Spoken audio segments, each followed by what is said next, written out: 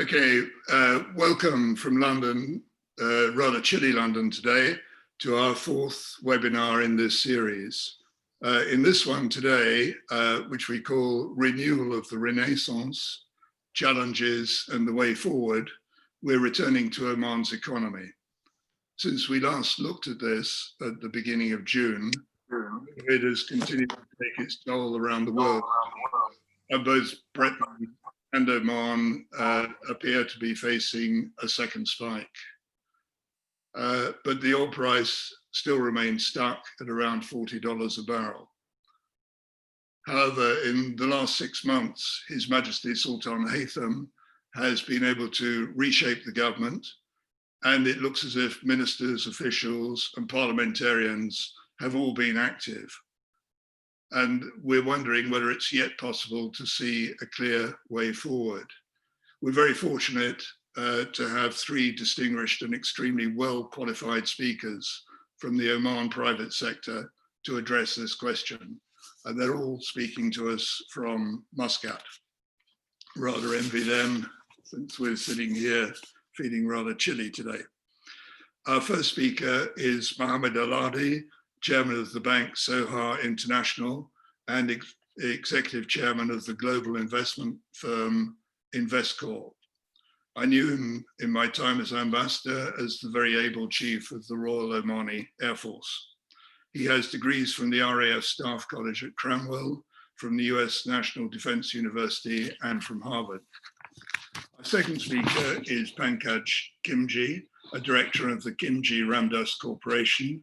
He holds a UK engineering degree, and as a businessman, he's been closely involved in parts of Vision 2040 with Tanfi and with the Youth Projects Fund.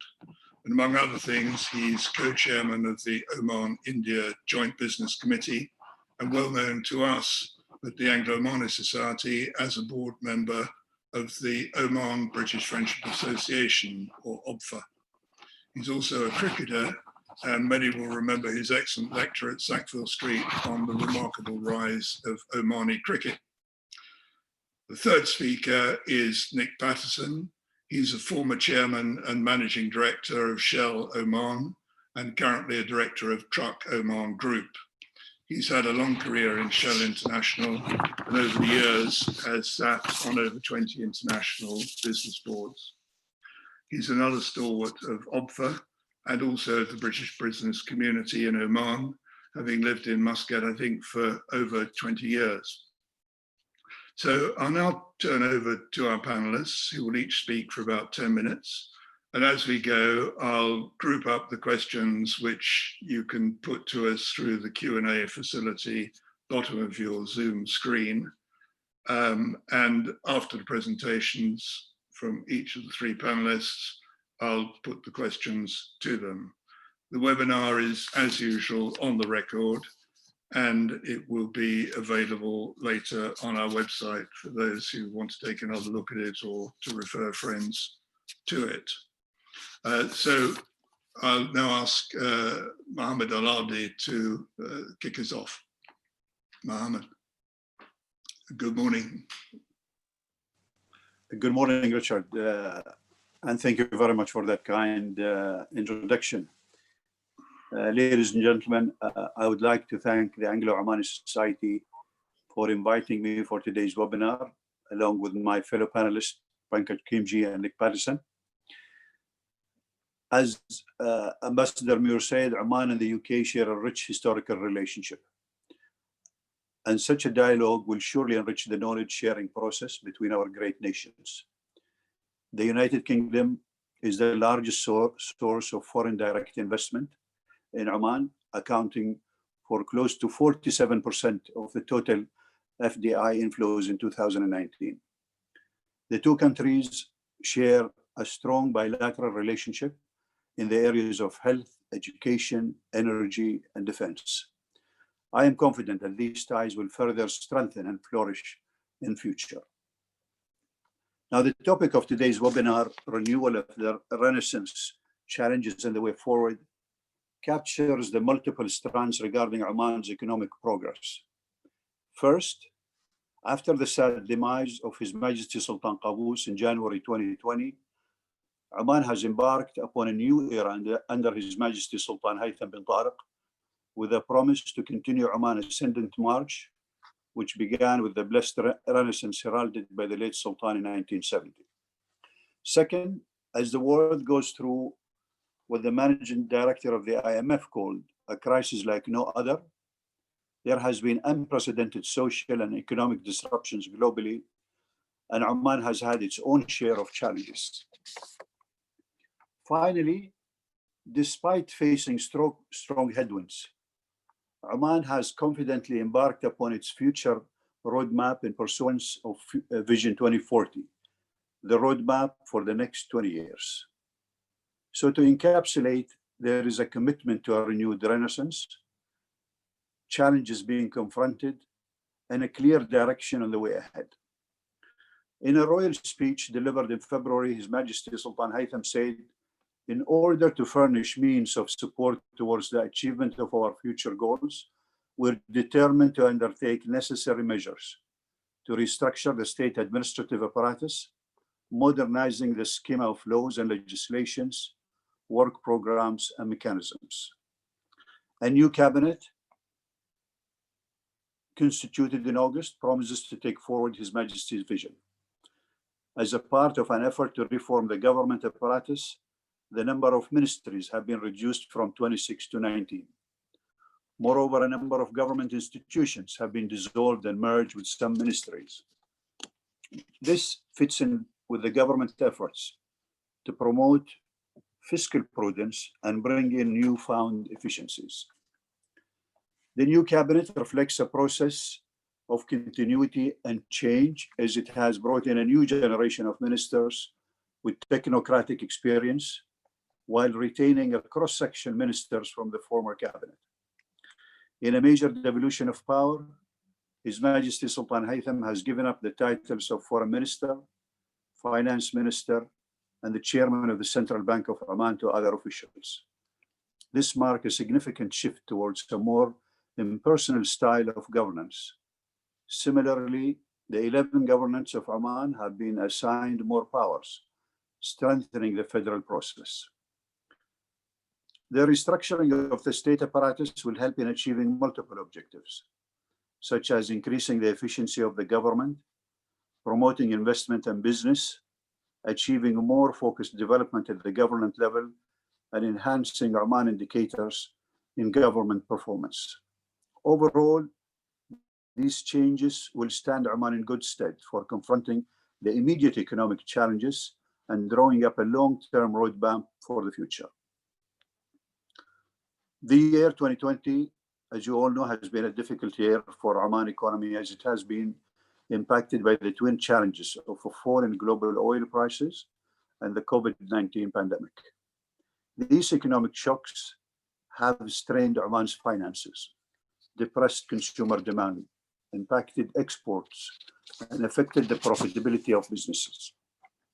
According to data released by the National Center for Statistics and Information in Oman, government revenue fell by 12.4% to $12.56 billion during the first 6 months of 2020. Almost every sector witnessed a contraction during the first half of the year. For instance, the oil and gas sector contributed to GDP fell by 20%. Services shrank by 10.6%. Manufacturing was at minus 9.5%, while financial intermediation witnessed a degrowth of 5.6%. The only silver lining was agriculture and fisheries, which recorded a robust growth of 13.2%. The budget deficit has swelled to $2.15 billion during the first 6 months of 2020 due to a fall in realization from oil and gas export. Corporate income tax collection dropped by 33%, and there has been a 47% increase in interest repayment on loans. Aware of the need to bridge the budget deficit, the government has taken various initiatives. A series of belt tightening and fiscal prudence measures has led to a decrease in public expenditure. In April this year, the Ministry of Finance reduced spending during the current year budget by 500 million Omani riyal. Efforts have also been made to raise finances to cover the deficit. A combination of withdrawals from the state reserves and borrowing from local financial institutions has helped finance the budget deficit to the tune of 770 million Omani riyal. While the far-reaching ramifications of the COVID-19 pandemic has humbled even the most developed of nations, Oman has shown remarkable resilience and nimble-footedness in confronting the crisis. A Supreme Committee on COVID-19 was formed in early March with a mandate to handle the repercussions of the spread of the coronavirus. Headed by His Excellency the Minister of Interior, the Supreme Committee has taken a series of concerted measures to safeguard the health of citizens and ensure a calibrated opening of the economy post the lockdown phase. The results speak for themselves. Oman has close to 90% recovery rate among COVID patients and 0.96% fatality rate, with less than 1,000 deaths since the onset of the pandemic. In an effort to preempt a rise in cases, the Supreme Committee has proactively actioned the nighttime ban on public movement from 8 p.m. to 5 a.m. for 2 weeks from 11th of October. The government has also taken a number of measures to stimulate the economy and help businesses. On 18th March, the Central Bank of Oman announced a comprehensive incentive package and regulatory changes, injecting more than 8 billion Omani riyals of liquidity into the economy. The Central Bank of Oman also announced a slew of other relief measures, like a 5% increase in the lending ratio for banks, a 6 months deferment of interest on loans for affected borrowers, particularly SMEs. Relief initiatives with regards to statutory and regulatory compliance were also unveiled. The corporate sector was given tax relief in the form of 3 months extension of filing deadlines, and tourism and municipal taxes were waived till the end of August. Now, the ongoing pandemic has forced Oman to defer the implementation of the value-add tax from 2021 to early 2022. Though the 5% is expected to generate 300 million Omani riyal, the Omani government has chosen to extend the implementation to save consumers from the consumption levy tax in 2021. Oman is expected to be the 4th Arab Gulf state after Saudi Arabia, UAE, and Bahrain to introduce VAT as part of the 2016 VAT Union Agreement. Looking ahead, one can confidently state that the Oman economy will grow at a steady rate in the years to come. The World Bank expects Oman GDP to rebound and grow by 2% next year in 2021, after a contraction of really 4% this year. Given its long seafaring history, like the United Kingdom, it is not surprising that seaports and logistics are playing an important economic role in Oman. The Sultanate's location on the Strait of Hormuz gives it a strategic advantage in international maritime trade. Oman's 3 large seaports in Salalah, Suhar, and Duqm are poised to drive growth and assist with diversification. The industrial free zones adjoining these ports have been attracting substantial investment. According to the United Nations World Investment Report, FDI flows into Oman reached $3.1 billion in 2019, shoring up total inflows to $31.3 billion. A combination of ageless heritage and modern life makes Oman a must-visit destination on the international tourist map. It's a place where one can explore a traditional souk, pay a visit to a historical fort, swim in a wadi, and attend a world-class show at the Royal Opera House, all on the same day. The fabled hospitality of the Omani people, coupled with the best-in-class airports, is a formidable combination for attracting an increasing number of global tourists. Muscat International Airport was ranked 7th in the 15 to 25 million passengers. Salalah Airport ranked 4th in the under 2 million passengers category. Oman has been ranked at the 5th safest country in the world, with the capital city Muscat having one of the lowest crime rates according to the Nomeo Mid-Year Safety Index for 2020. This accords businesses and families a secure environment where they can live and prosper. Oman Vision 2040 lays down the future roadmap for the country over the next 2 decades. The vision aims to build upon the gains made since the beginning of the Renaissance and to build a developed, diversified, and sustainable Omani economy. The country is a perfect blend of an old civilization and a young country. Close to 65% of the Omani population is under the age of 35 years. Vision 2040 aims to unlock this demographic dividend by modernizing the education system, supporting scientific research and innovation. These, along with affirmative action in the form of Omanization, will create employment opportunities for young Omanis, giving businesses access to a dynamic and skilled workforce. In conclusion, I would like to state that Oman, with its stable political and macroeconomic environment, harmonious bilateral relationship, and a visionary leadership, is a promising place to invest and do business. I invite you to visit this hidden gem of Arabia and explore the country's economic prowess along with its fabled beauty. Thank you. Thank you very much indeed, Mohammed, for that excellent introduction to our discussion. It sets out very, very clearly the way Oman is now heading and dealing with these problems. We'll now move on to Pankaj Khimji, speaking for, again, the corporate private sector after the bankers' overview. Pankaj. Good afternoon, gentlemen. Good afternoon, Liba, Mohammed, Nick, Richard. It's a pleasure always to interact with the Anglo-Omani Society. It's a place where I've enjoyed both listening and talking earlier. The way forward, as we say, the new paradigm, what's come to be of the business community in Oman is something that we are here to kind of discuss and deliberate on.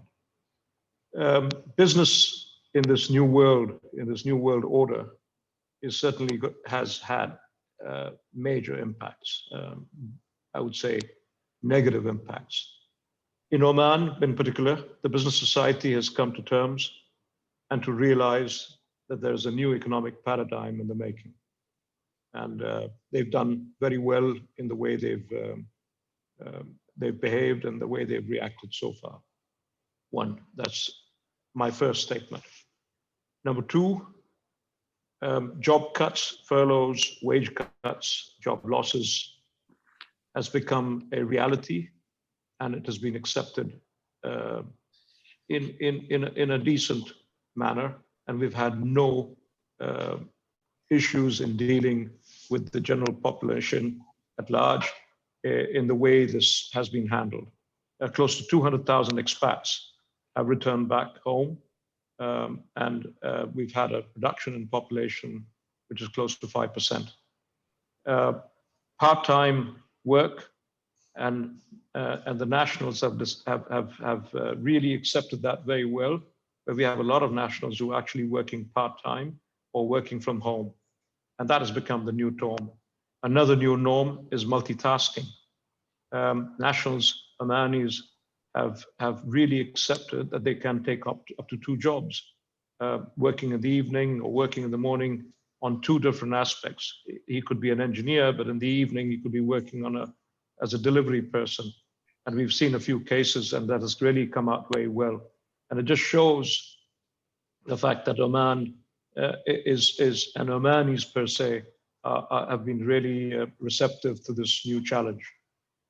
Number 3, no more government spending to drive the economy.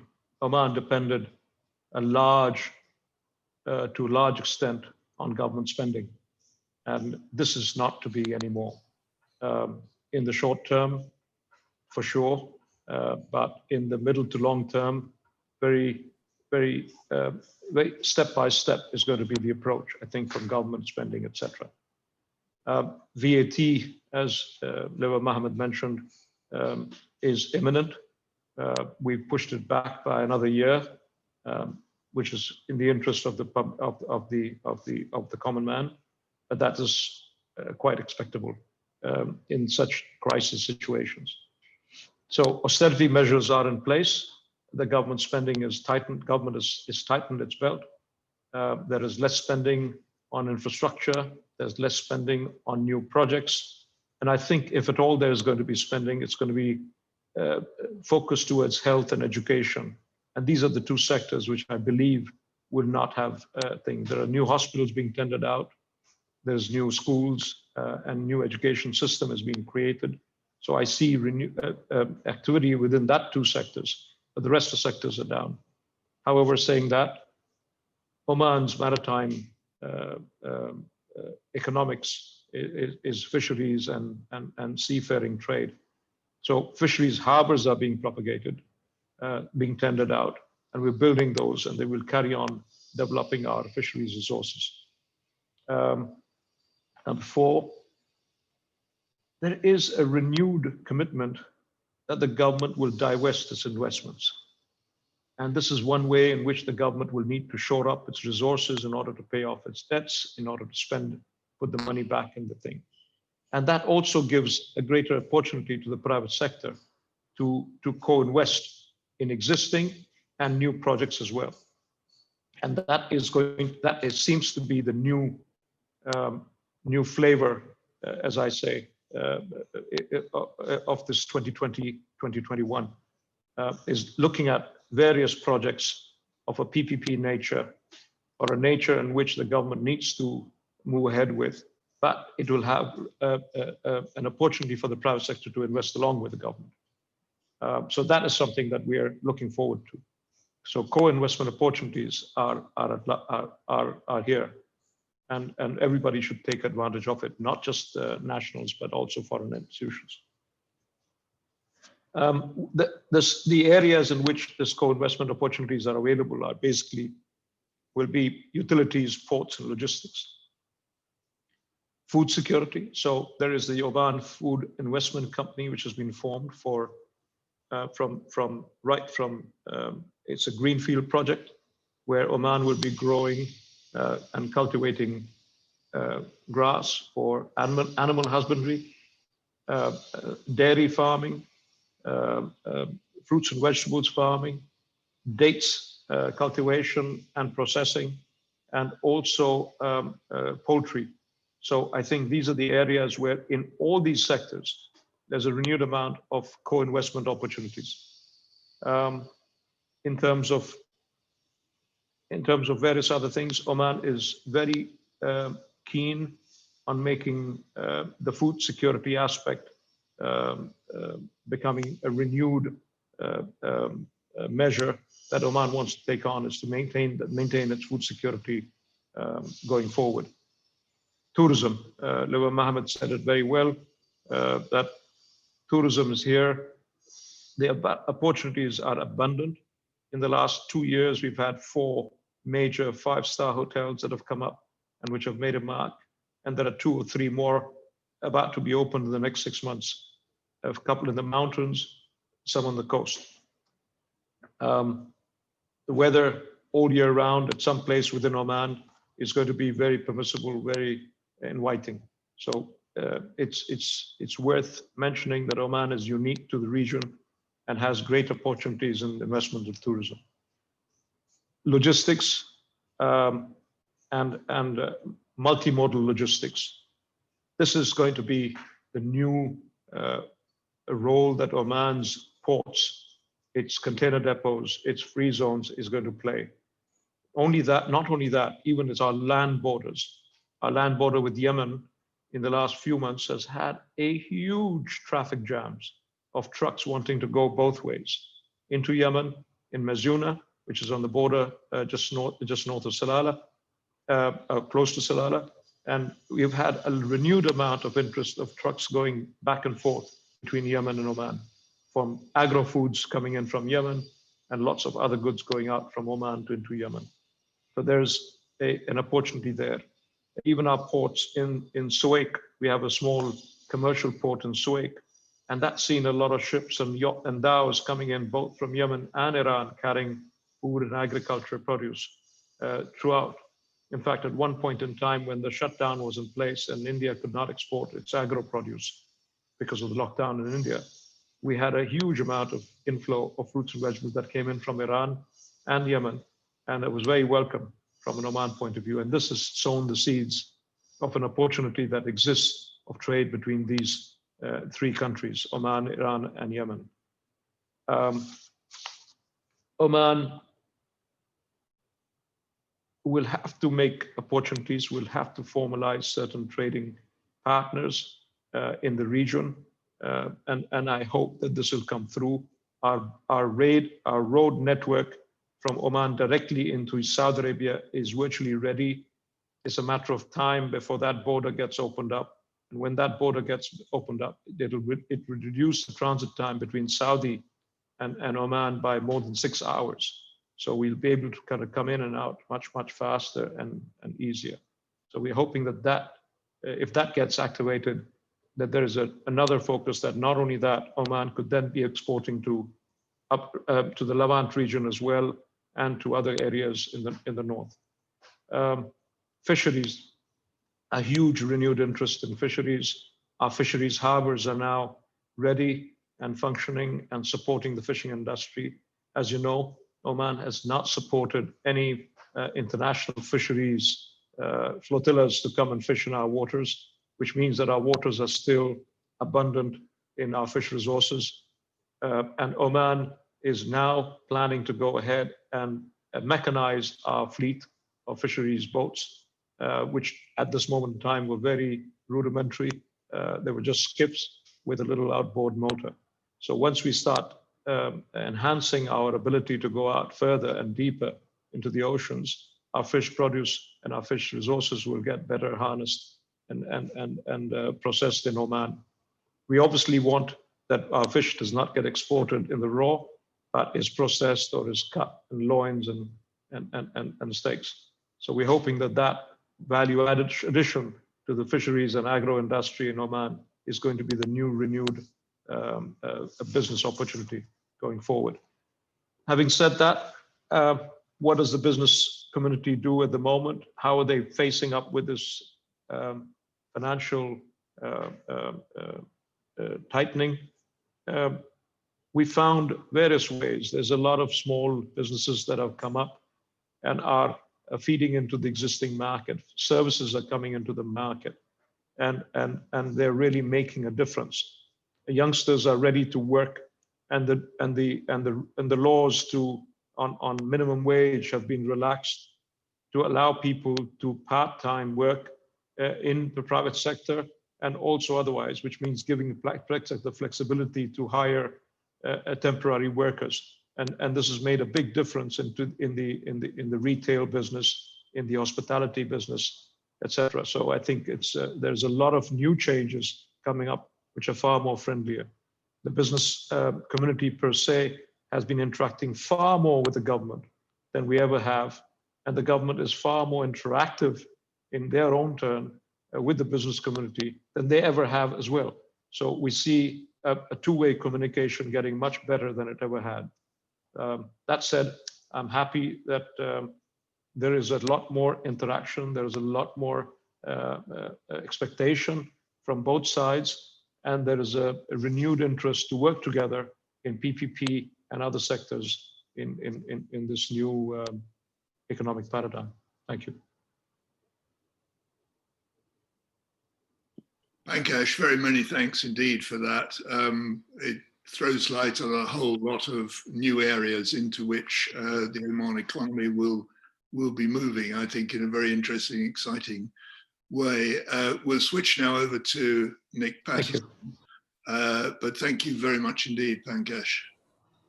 Nick. Yeah, thank you.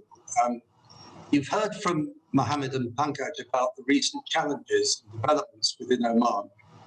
I would like to concentrate on issues and opportunities facing foreign investors, and also, to be realistic, some of the speed bumps. In a resource-rich country, the world comes to you, and that has been Oman's situation for 50 plus years, which led to its renaissance. But in a resource-poor country, you have not to look outwards and present yourself to the world. Oman, though by no means poor, is in transition from being a petro state to having to rely on diversification and non-oil exports to prosper. That means, that means competing in the super competitive world, not just selling over the border or surviving on internal demand. It has extremely ambitious plans, which have been referred to, laid out in Vision 2040, aiming, amongst other things, to reduce the proportion of GDP contributed by oil and gas from just over 15% to just 10%. So, the important question, what is Oman doing to affect that transformation? What is it doing to attract foreign investment? And what else does it need to do? The top 20 industrialized countries have over 80% of global wealth. What do the companies in these countries expect when they invest abroad? Why should their companies invest here? Is it because the people are nice and welcoming, which of course they are, or because the country is beautiful, which inevitably it is, or because it is peaceful and a nice place in which to live, which it also is, of course. Sadly, apart from tourism and the extraction industries, these attributes, with the exception of the peaceful nature of the environment already referred to, play only a very minor role. Companies will invest in Oman because 1 is location, 2 its infrastructure, 3 the costs and needs of doing business, and 4 the availability of appropriately skilled and trained people. And these are the only reasons. So let's take a look at them in turn. The first 2 have been mentioned. Oman's location is superb for access to the MENA region and to South and Southeast Asia.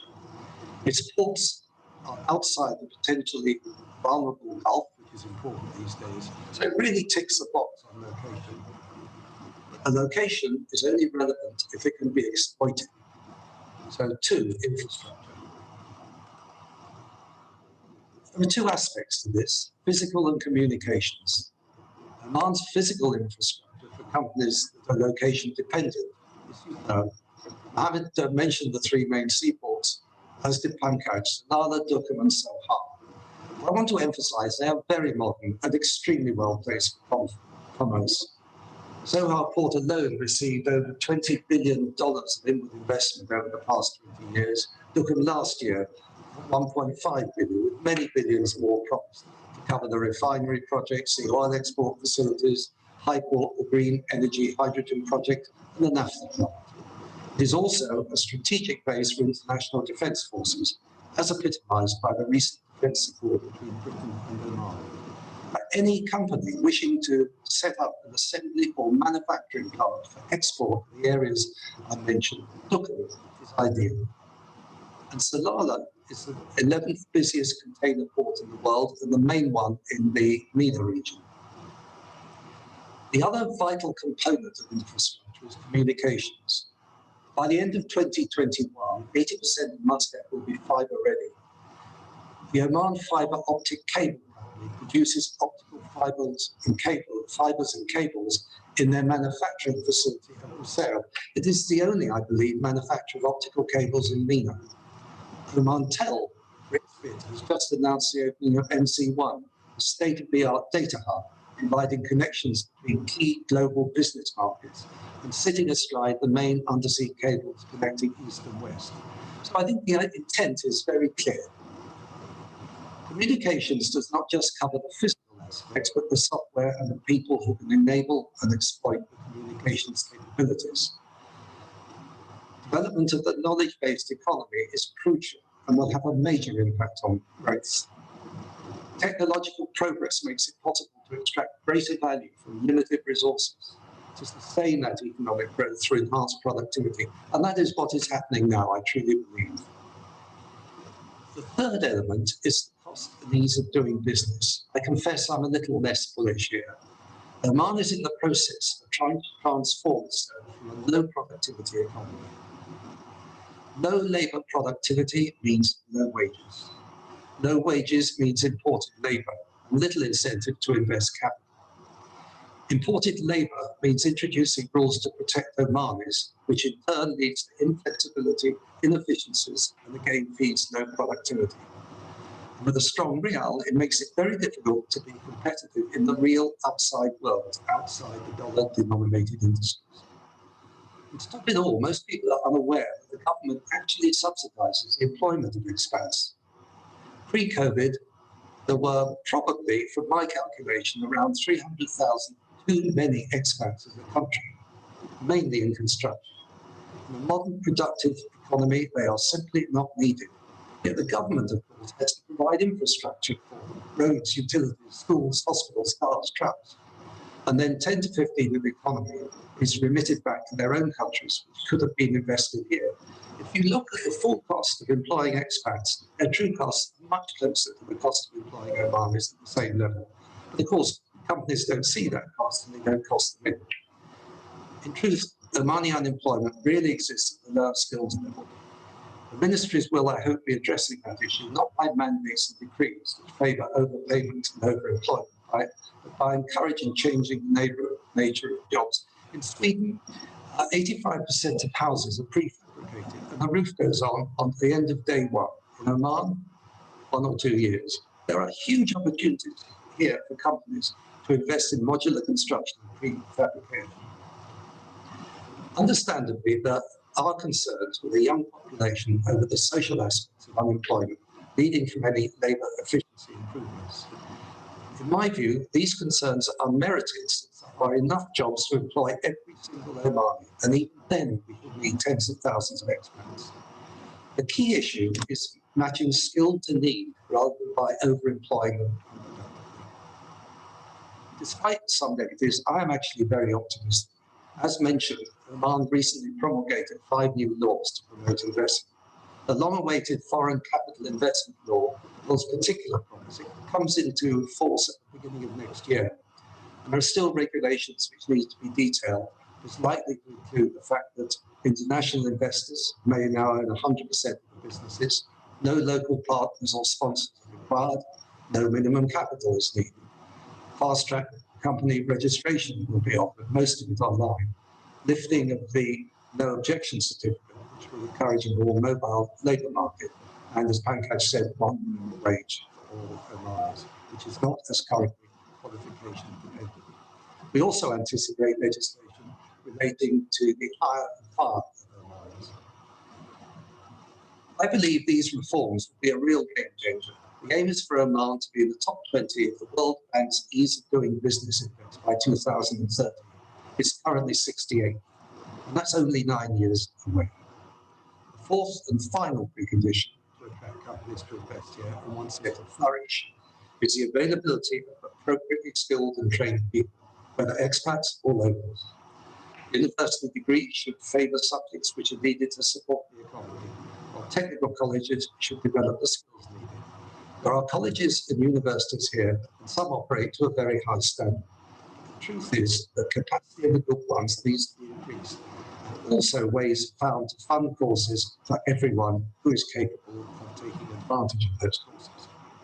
In conclusion, I believe there are significant and increasing opportunities for companies to invest in Oman. I haven't time to go into details, and some have been referred to already. Key sectors would include green energy, high-tech food production, technology in all its facets, manufacturing and assembly in free zones. As a final thought, may I make a plea for companies in both our countries to reach out and develop an active program of placements, apprenticeships and exchanges between Britain and Oman. It has happened, I know, on a small scale in the past, but I would like to see a really huge increase. It will be to all our benefits. There are bureaucratic issues at both ends, but I'm sure they can be overcome. There are many people and institutions who are willing to help with this. Most of all, I know there is a will and desire, particularly in the government here, and increasingly in the private sector, to bring about the changes that are needed. As they do, there will be lots of opportunities for profitable investment in this most beautiful country.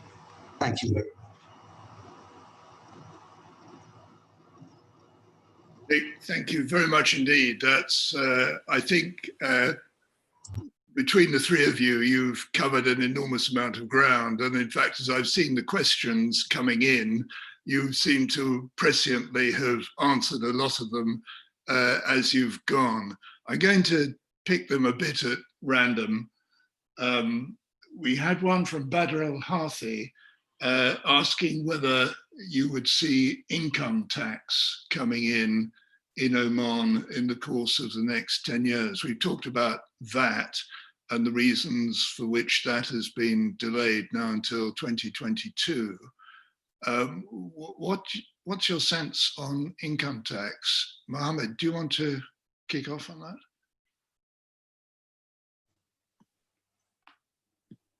I mean, I think, Richard, no good and robust economy in the world can do without taxes. And I think sustainability in the long term is making sure that there are different revenue streams for the government to do its job. Now, I think the government is taking it step by step, like Pankaj said. I mean, you know, a lot of this growth, a lot of the Vision 2040 journey is going to come step by step. And I think the government is very careful in that allowing consumers the ability to actually spend and move the economy as opposed to jump into too many taxes at the forefront. Pankaj, do you want to add to that or from your perspective? My perspective is very simple. I think if the government is going to have a longer impact on its oil revenues, then it'll be hard pressed not to consider imposing taxes. I think, but it'll have to be in a staggered manner over the years. At this moment in time, I think they've got this chosen path of divestment and co-investment, which is a way to kind of keep on progressing and moving forward. I think they will test those waters and see what the appetite is, both from the foreign investment community and also from the local players. So I think that's good enough for the moment. Plus, if there is going to be furloughs and job losses over here, putting in income tax will only put on a larger burden on the services and the products in the retail market. So it's a double-edged kind of thing. So I think they'll have to tread very cautiously. And I don't see personal income tax coming in because the expatriate workers will immediately start trying to recover the same from the corporates. That's at least that's the way the corporate sees it. But I'm not sure what will happen in the middle to long term. I think in the short term, I don't see this to be an imminent thing in the short term. Yeah, and it's not an issue. My personal view. Yeah, it's not an issue which has yet been mooted in other GCC countries, I think. No. Whereas Saudi Arabia tried to do it in an indirect way by charging remittance taxes or something like that. I'm not sure whether that was true, but it had its tremors as well. Yes. Nick, have you anything on that?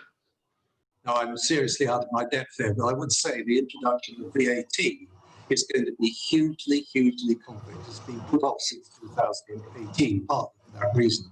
And to introduce a further tax on top of it might create even more problems. Yeah. Okay. We've had quite a few questions on foreign direct investment. Amr al-Fadl asking about top 3 actions Oman needs to take to increase FDI, to create jobs and diversify. I think, Nick, you touched on that already in the oncoming legislation, but I don't know if you can add a bit more.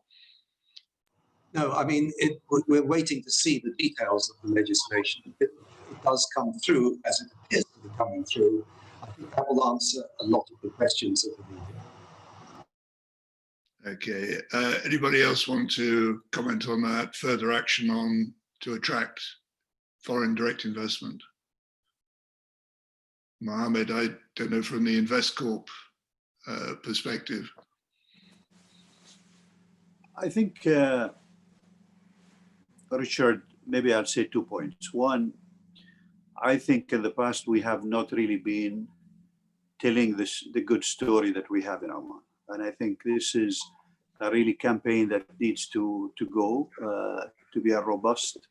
And people need to know about this country and what it offers of opportunities, and what it really offers of leverage to different markets around us.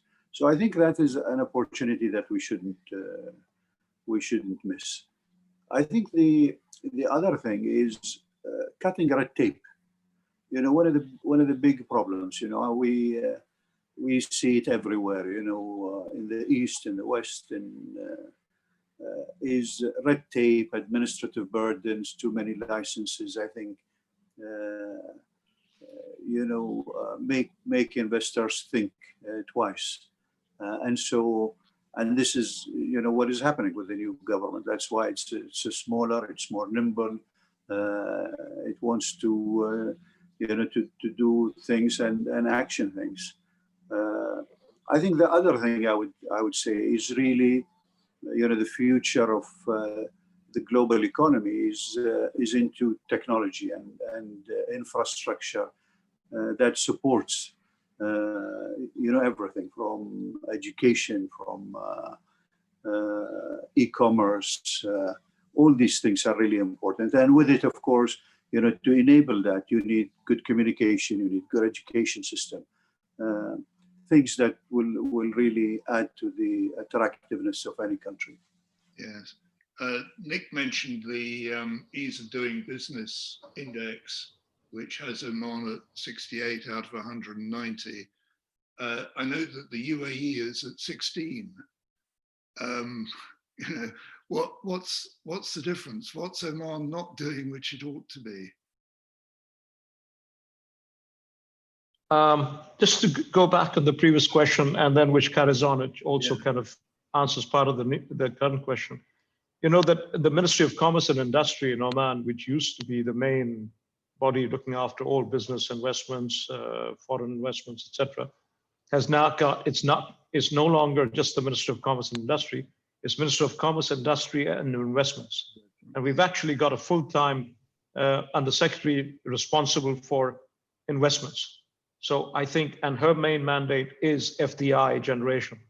So I think we will see in the next few months a new kind of SOPs being introduced to promote FDI, inward FDI into the country. And I believe this is going to be so. Watch the space, keep your ears open. And I think there is a lot that needs to happen. Another thing, ITRA, which used to be the Oman's institution for promoting exports and attracting investments, has now been merged under this new undersecretary role. So I think you will see a new marketing arm for Oman and a new facilitation arm within the Ministry of Commerce and Industry and Investments to facilitate all sorts of inward FDI. So I think this is something that we should look forward to in the next few months. This has only happened in the last 1 month, 6 weeks. So please give them some time for them to come up with their SOPs. And I think Oman needs to be competitive in the way they do. And it's all about speed of doing business. I'm not sure whether the word ease of doing business, but if you can speed up the processes, if you can speed up the permission, the answers to your questions, then that is something that we want to look at. Yeah. Another question we had related to that is the currency peg. I mean, there's been quite a lot of speculation as to whether Oman should move off it, and if it did, what the consequences would be. Mohammed, from the banking perspective, what do you think about that? I mean, I think the peg to the dollar, Richard, is one of the advantages in the GCC as a whole. You know, one of the one of the risks in investing in anywhere in the emerging markets is the currency. And I think this is something that many investors don't need to worry about because the currencies are tied to the dollar. It really is an advantage.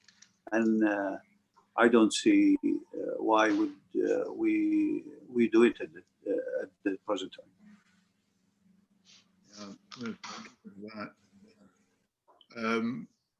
We have a lot of questions. One about employment. Recent press reports of 49% unemployment among young Omanis. Is that correct?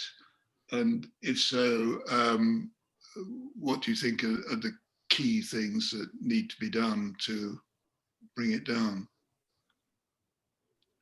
Who wants to tackle that, Nick? The issue stems from the fact that next door to us, we've got millions of people, literally, who are on subsistence wages. And of course, that's very attractive when they're imported into this country, if I can be human a bit. Then we develop business processes which are, in a worldwide sense, completely inefficient. And there are some, and I'm not going to name them, obviously, international companies here, whose business processes are, in my view, a disgrace. But it's all because if you want to increase your output, you rent another expat and bring him or her in, rather than invest capital to improve your productivity.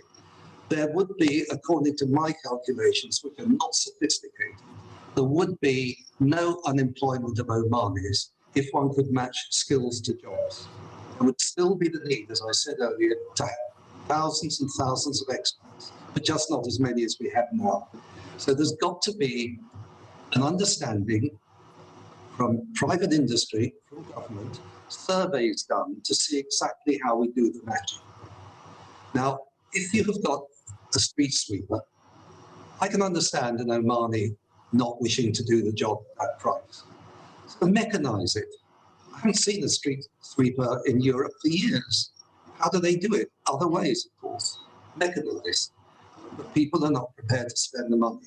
Some are, but some aren't. That will be my answer. It will require a huge amount of dialogue, a huge amount of survey work, and perhaps people should be taken to high labour cost countries, managers, to have a look how things are done there. Thanks. Pankaj, you anything on that?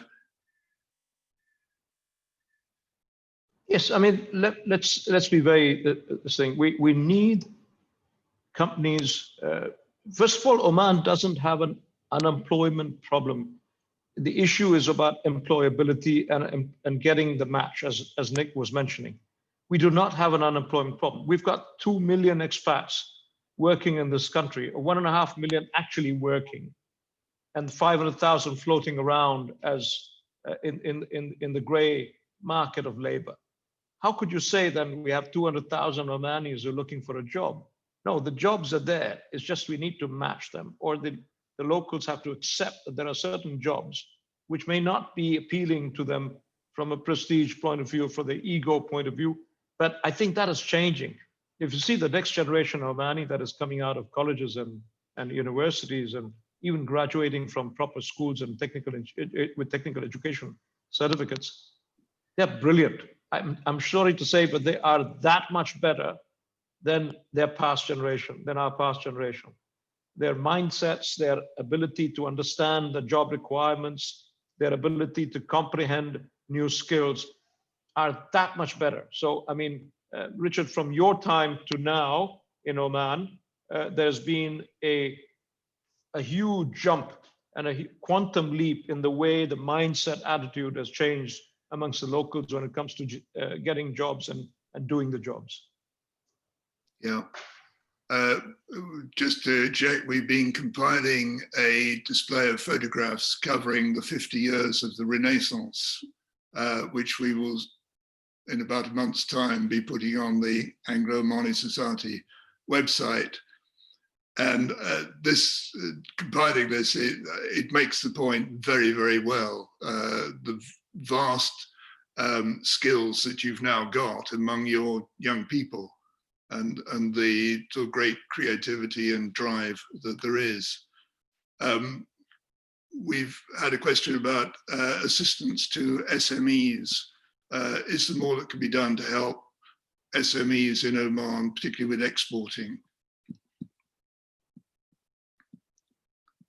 Pankaj, you're probably best placed to. You know, the whole question of SMEs, I mean, you do not set up an SME industry. SMEs are built around large mother industries.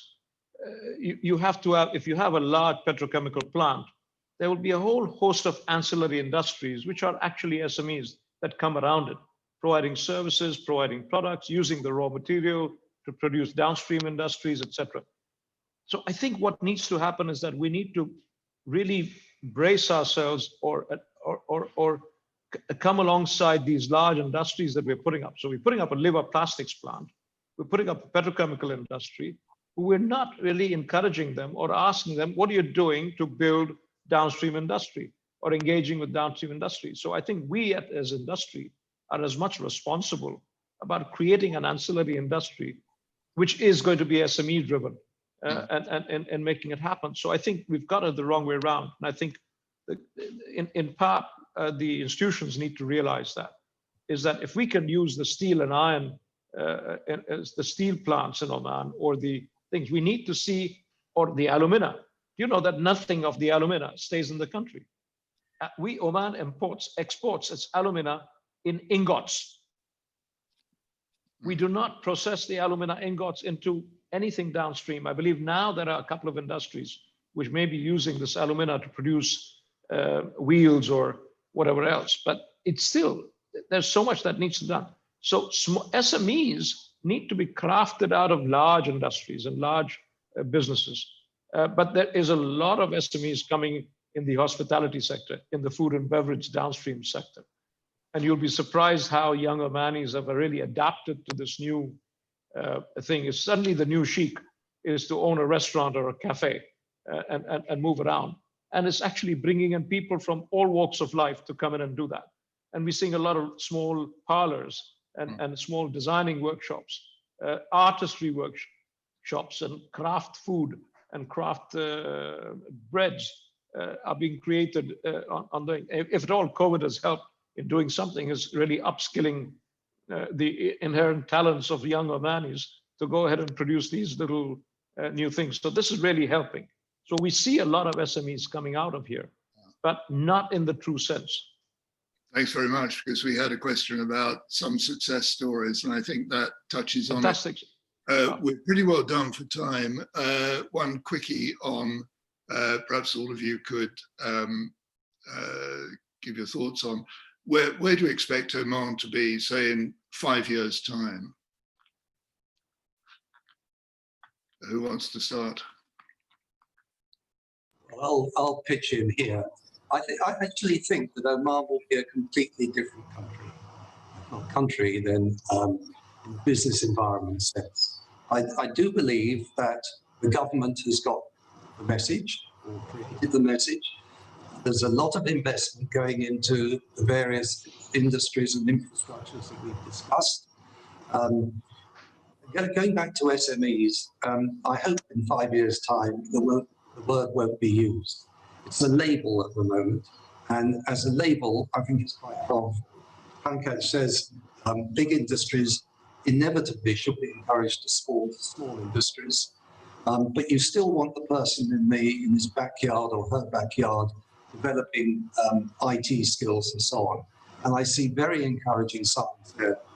There will be a complete change in the high street, as is happening in lots of other countries. There's hardly a place that doesn't deliver straight to your house or office now, whereas hardly anybody did before. So yeah, it's a completely different country. Okay, Pankaj. I see Oman as probably in 5 years' time to be one of the top 10 tourism hotspots that people yearn to come to. One. Number two, because that way we will increase our employment potential to the hilt.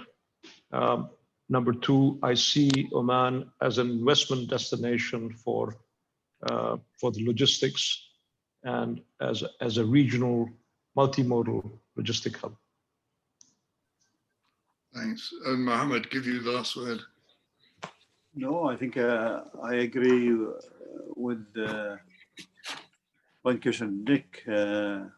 I think, you know, in the past, it was really marrying these opportunities and making something out of them that has been, you know, the thing. But I mean, with all that have been said, Oman could really be a hub for Africa, for the north of here, for east, for the Indian Ocean states, because we just have, you know, there's so much to give and so much to offer with this very strategic position.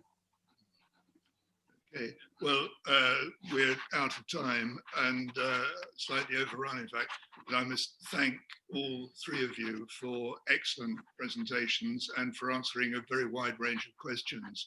I'm afraid we only really touched the tip of the iceberg on the questions. There's many more, and we will try and schedule, I think, another session in the future to go into this in still greater depth as things evolve. I noticed the other day in a UNDP report, the comment that with strong leadership that rises to the occasion, adversity has the power to drive transformational change.